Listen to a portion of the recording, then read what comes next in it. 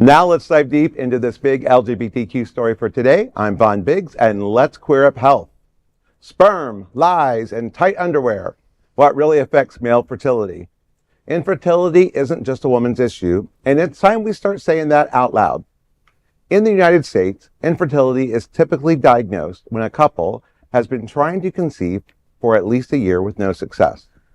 While it's often assumed to be due to the female partner, experts say that's only part of the picture.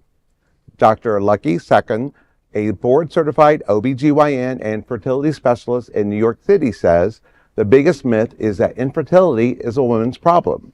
In fact, nearly 50% of all infertility cases involve male factors. And in about a third of cases, the cause lies entirely with the man. So what's really behind the male infertility, and what's just a myth? Let's start with underwear.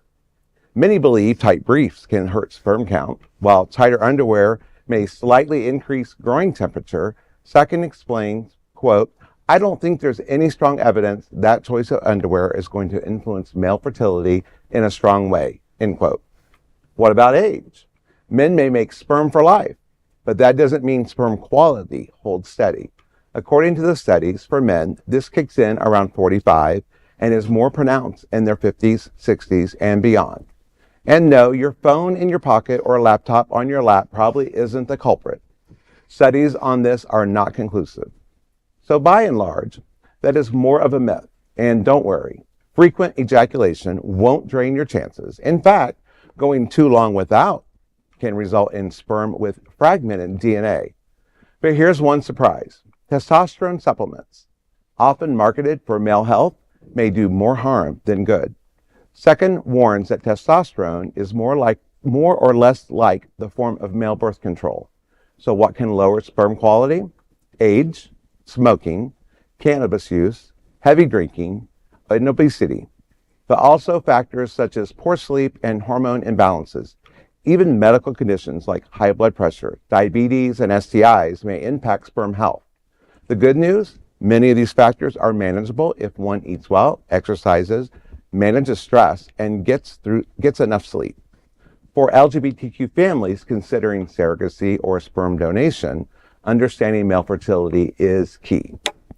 So let's be real. Okay, in our community, and I'm talking about the gay community, right? Body image and presentation are often part of the culture.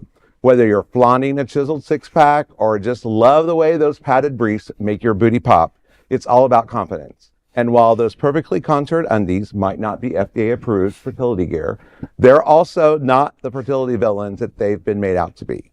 But here's the tea. While your underwear drawer might be safe, your lifestyle still matters.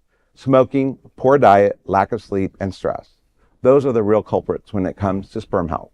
So if you're thinking about fatherhood, whether through surrogacy, co-parenting, or donation, start with self-care, not a wardrobe overhaul. So go ahead, strut your stuff, serve the looks, and know that being fabulous and fertile aren't mutually exclusive. And I say that only because you think of our Hotspots magazine when they do the covers, all those beautiful men in the tight underwear are models that do that. That's not the issue. So continue to do that. We like to see it. So age, high blood pressure, diabetes, STIs, that explains the Trump brood? That explains this? Just, yes. I mean, this is all definitely, very important to talk about, because there are a lot of the LGBTQ population that is looking at becoming parents, co-parents, and fatherhood. And so, while it's not as easy as, our heterosexual partners to go and get pregnant, because I've been trying for the past 50 years and it doesn't work.